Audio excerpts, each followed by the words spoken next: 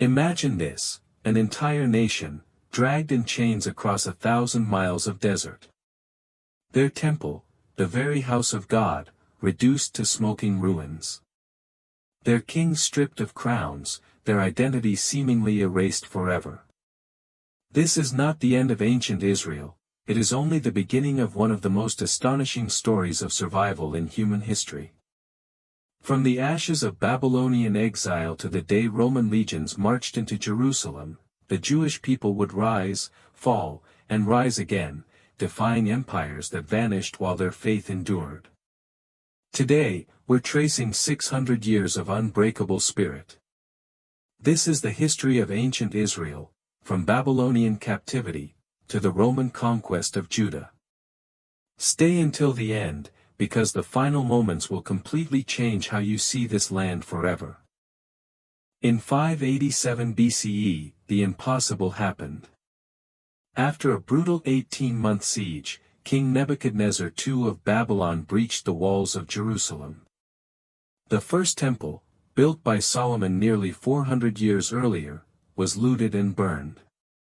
King Zedekiah tried to flee, but Babylonian soldiers captured him, forced him to watch his sons executed, then blinded him.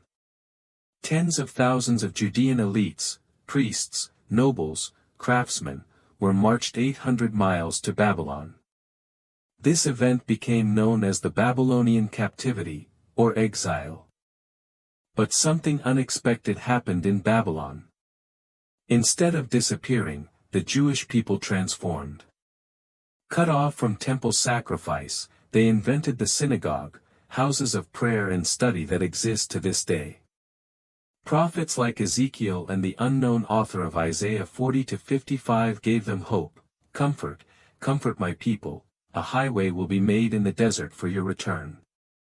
They kept their identity alive through Sabbath observance, circumcision, and the Torah. In 539 BCE, a new empire rose, Persia. Cyrus the Great conquered Babylon, and issued one of the most revolutionary decrees in history.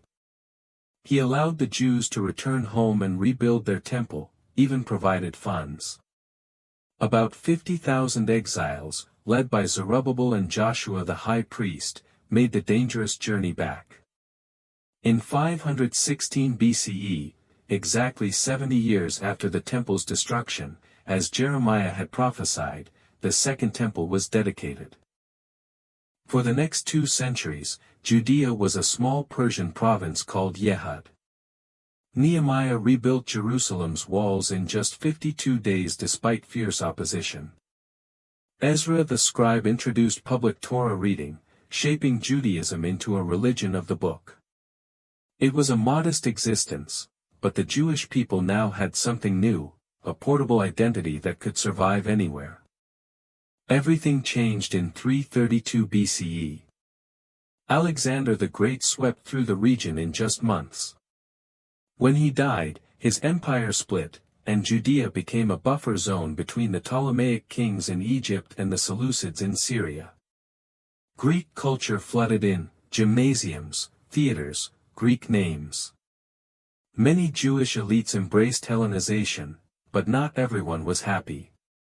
In 167 BCE, Antiochus IV Epiphanes crossed a line.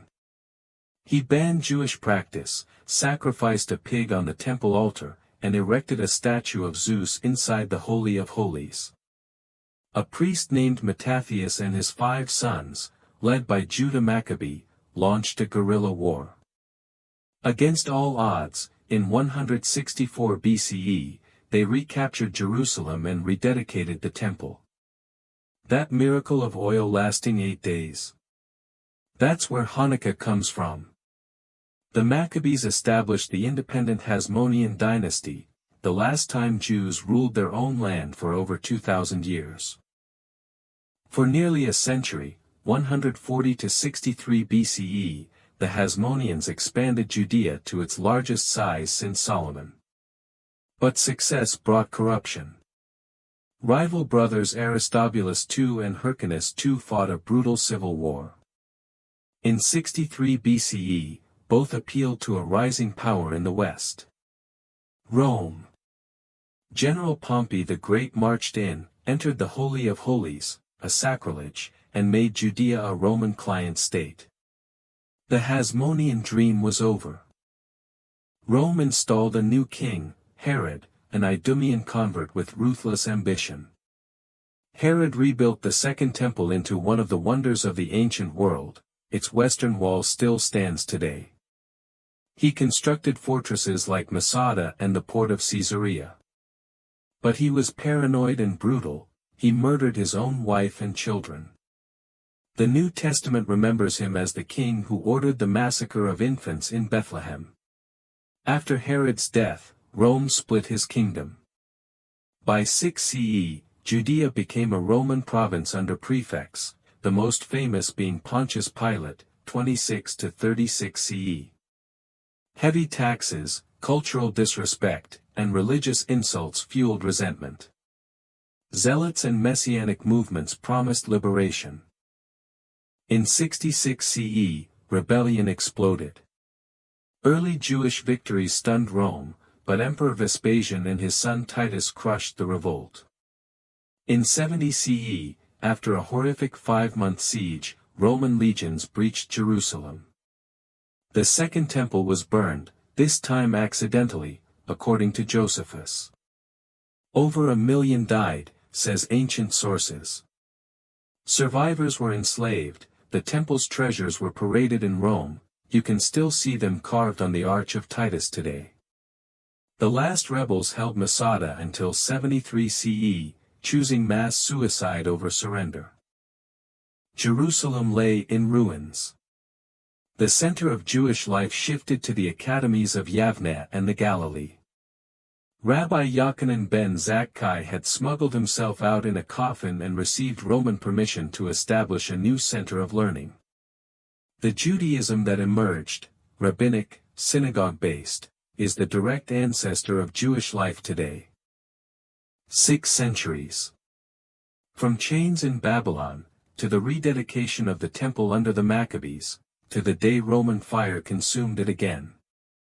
Ancient Israel rose with prophets, fought with Maccabees, rebuilt with Herod's marble, and when everything was lost, reinvented itself through study and prayer. No empire that conquered them still exists. Rome is gone. Babylon is dust.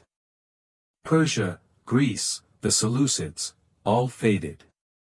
But a people who once walked in chains from Jerusalem, still light candles every Hanukkah, still pray toward that city, still read the same Torah written in exile. That, perhaps, is the greatest victory of all. Thank you for watching this journey through one of history's most resilient stories. If this moved you, hit that subscribe button and ring the bell, because next time, we're uncovering another chapter the history books don't want you to forget. This is Empires Unfold, and I'll see you in the next one.